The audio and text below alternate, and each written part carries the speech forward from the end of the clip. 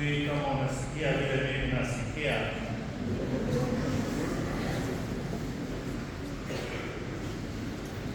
Ule upande wa miguu huko chini nasikia ni kama moto inawaka. Lakini tutavumilia. Haya yanafanyika tu mara moja kwa mwaka. Kwa hivyo kama umechoka ni sawa sawa. Na wale waliotengeneza liturujia katika mawazo yao hawakufikiri kwamba tunaweza kufanya njia ya msalaba kwanza. Kwa hivyo hawakujua kwamba tutachoka ndio tuanze ibada hii, au walifikiri tutaanza ibada ndio tufanye njia ya msalaba. Lakini njia hiyo ya msalaba ambayo tumefanya ni mahubiri tosha.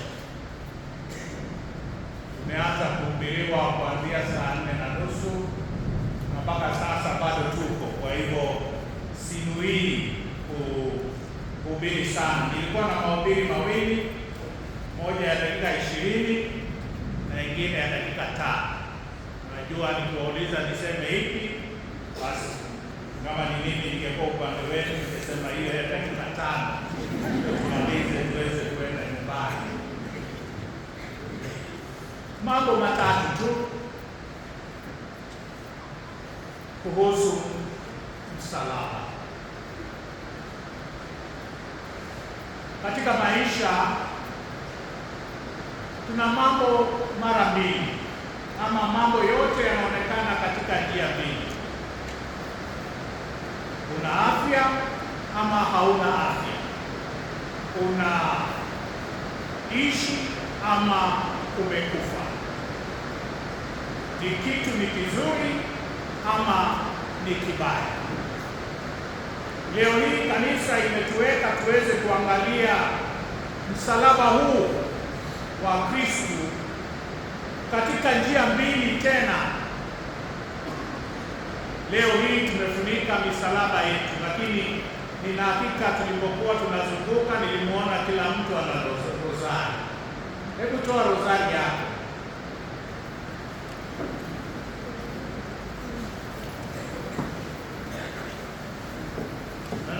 Nataka ushike sehemu ya msalaba. Uangalie msalaba huo una sehemu ngapi? Msalaba huo una sehemu ngapi?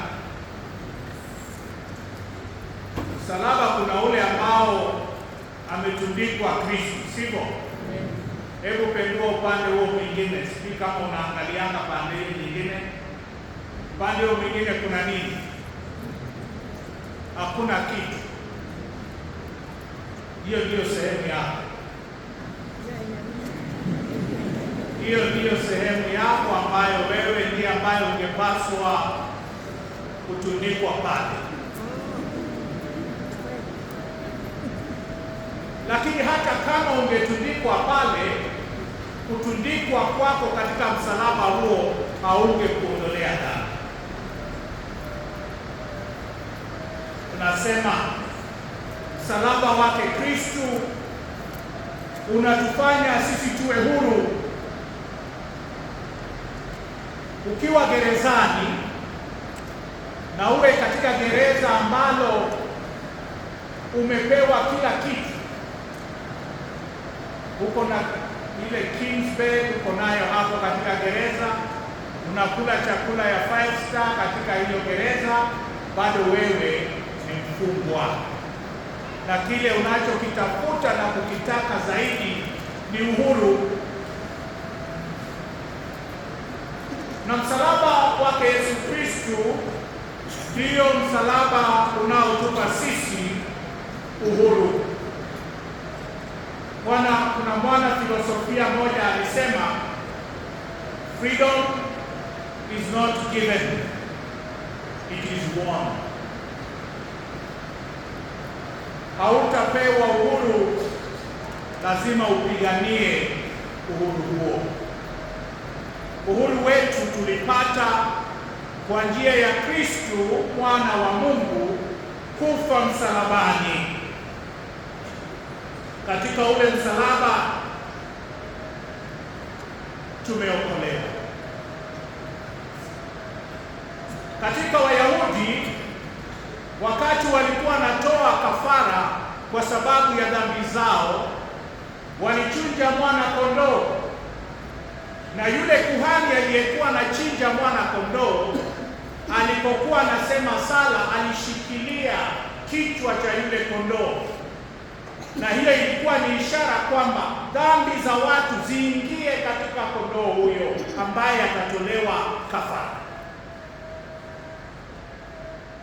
Mwana kondoo wa Mungu Kristo ndiye yule sasa anatolewa kafara kwa ajili yetu sisi, na ndiyo baadaye kidogo hata sisi tutakuja tushike msalaba wake na tuseme dhambi zetu ziondolewe kwa damu ya yule aliyekufa msalabani kwa ajili yetu sisi, Kristo mwana wa Mungu. Yeye ndiye ambaye amebeba mzigo wetu, ule mzigo tuliojitwika sisi, lakini hatungeweza kuubeba. Kristo amekuja na kutunusua kwamba sasa amechukua mzigo ambao ulikuwa ni wetu, ukawa sasa ni mzigo wake. Ameondoa kile ambacho tulikuwa tukipate, laana, na ametufanya tuwe huru. Sisi sasa ni wana wa Mungu. Pili, msalaba huu wa Kristo ni msalaba ambao sasa unatuweka tuweze kutamani mema, tuangalie yale yaliyo mazuri, yaliyo ya kweli na yaliyo safi, kwamba ametutakasa, ameondoa unajisi ambao tulikuwa nao, ameturudishia na neema ambazo tulipotezwa na wazazi wetu wa kwanza, Adamu na Hawa. Huyu Kristo amekuja kutufungulia vile ambavyo anasema Mtakatifu Paulo, na amekuja kutufungua na kutupa tamaa sasa ya kutaka kushiriki pamoja naye katika huo msalaba wake. Ndiyo nimesema, angalia msalaba wa Kristo na wewe mwenyewe ujione ukishirikiana na Kristo katika msalaba huu. Wale kina mama waliokuja kumlilia, aliwaambia msinililie mimi, jililieni nyinyi na watoto wenu. Tunakuja tukilia kweli kwa sababu sisi ni wenye dhambi. Tumefanya mwana wa Mungu asiye na kosa kupata adhabu ya mwizi, kuhukumiwa kifo na hata kuuawa. Amefanya hayo kwa sababu ya kutupenda sisi. Kwa hivyo unapoangalia ule msalaba, unaangalia pia ishara ya upendo. When you see the cross, you see the sign of God's love. Injili ya Yohana inasema alipenda ulimwengu hata akamtoa mwanawe wa pekee. Hakuna ambaye anapenda mwanawe na yuko tayari kutoa mwana huyo.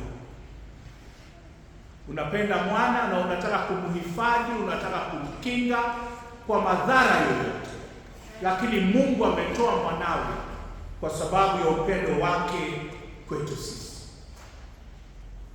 Huyu mwana ndiye mwana kondoo asiye na doa, ambaye anaondolewa, anakufa, anakuwa kafara kwa sababu yetu sisi.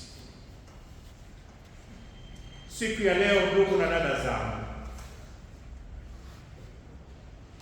nataka tutoke hapa tukiwaza mambo haya.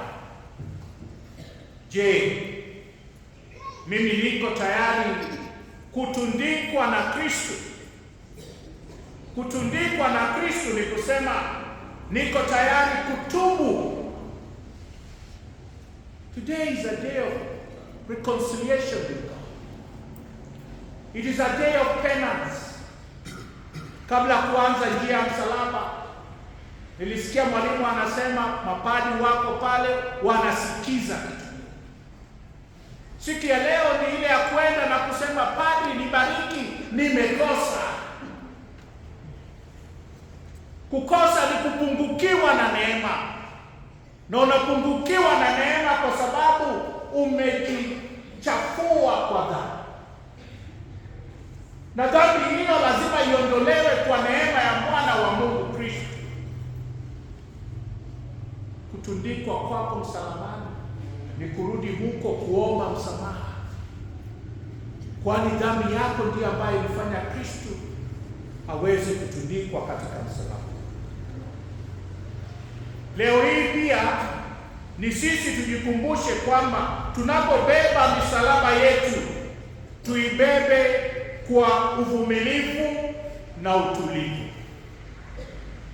Tuna misalaba mingi katika maisha.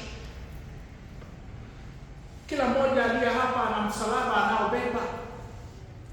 Msalaba wako labda wa magonjwa, msalaba labda wa familia, msalaba labda wa kazi ama kitu kingine kile chochote. Huo ni msalaba. Na Kristo alibeba msalaba wake kwa utulivu. Katika njia ile ya msalaba tuliyofanya, hatukufika katika kituo ambacho kilisema na Yesu alikataa kubeba msalaba wake. Alibeba akivumilia. Na uvumilivu huo ndio ambao na sisi tunapaswa kuiga. Tuweze kwanza kuvumiliana. Tusiwe wepesi wa kuhukumu. Tusiwe wepesi wa kuonesha kidole kwa wengine. Tusiwe wepesi wa kurusha matusi. Sisi sasa tunajulikana kama nchi ya matusi. Mimi nilipokuwa darasa la 4, hapo ndio tulikuwa tunatukanana. Nasema mchongo wa ano. Ndio ilikuwa ya darasa la 4. Kwa hivyo hawa watu wetu wanaotukanana bado basi nafikiri hapo ndio wapo. Tulipopanda kidogo tukaona mchongo wa ano haisaidii. Haijalishi mtu masikio yake ni kubwa namna gani. Kinachojalisha ni masikio hayo ikiwa mgonjwa ataenda hospitali apate dawa. Hiyo ndiyo ambayo tunapaswa kuzungumzia. Tunapaswa kuzungumzia kwamba akienda katika hospitali hiyo na atibiwe, hospitali italipwa pesa zake na SHA. Hiyo ndiyo siasa ambayo tunapaswa kuiangalia. Haijalishi mtu tumbo lake ni kubwa namna gani. Kile kinajalisha ni kwamba wangapi wana matumbo lakini hawana chakula. Hiyo ndiyo ambayo inajalisha. Wangapi wanaoenda njaa. Hiyo ndiyo misalaba ambayo wanabeba. Na hayo ndiyo mambo ambayo tunatakikana kuangalia kwa ndani kabisa. Haijalishi mtu ameoa ama hajaolewa. Kinachojalisha ni wale ambao wameoa na wana watoto, wanaweza kuwapeleka form 1. Wanaweza kuwapeleka katika vyuo vikuu wakiitwa kule wasome bila mzazi kuuza shamba, bila mzazi kuwa na shida ambazo wako nazo. Hiyo ndio misalaba. Na hiyo ndio ambayo tunatakikana kuwaza ili tuweze kuondoka katika msalaba huo na kuondoa watu katika hali hizo na kuwaweka wana huru wake Mungu. Huo ndio huru ambayo Kristo alitaka sisi tuweze kushiriki. Tunapotafakari njia ya msalaba leo, pia tuone vile mambo Mtakatifu Paulo alisema tuende kuhubiri ukuzi wa msalaba. Leo tulipokuwa tunazunguka, nilikuwa naangalia wengine walipokuwa naona tunapiga magoti, tunabeba msalaba, wakasema upuzi gani huu? Na Paulo alisema ndio, kwa wale ambao hawajui ni upuzi, lakini kwa yule anayejua, anajua mti huo, hapo ndipo ukombozi wetu ulipatikana. Hapo ndipo Kristo alipomwaga damu yake ili sisi tuweze kupata wokovu. Tunapotoka hapa leo pia, baada ya ibada hii, tuweze kuonesha upendo ambao Mungu ametuonesha sisi. Alitupenda upeo. Kupendwa upeo ni kumaanisha alitupenda kuzidi kiasi ambacho unaweza kupima. Na upendo huo ndio ambao Kristo anataka sisi kuweza kuonesha. Msalaba huu ambao umeweka katika shingo yako, msalaba huu ambao nilikuambia utoe, ni upendo. Wewe unabeba upendo huo ama upendo unabaki tu kwenye shingo lako? Upendo uenee.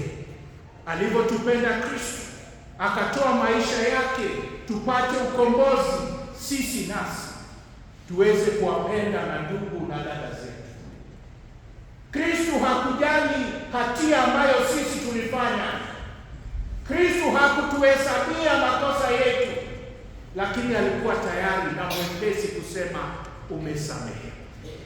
Tuwe tayari kusamehe alivyosamehe Kristo. Hiyo ndiyo njia ya kutuelekeza sisi kwenye furaha ya Pasaka.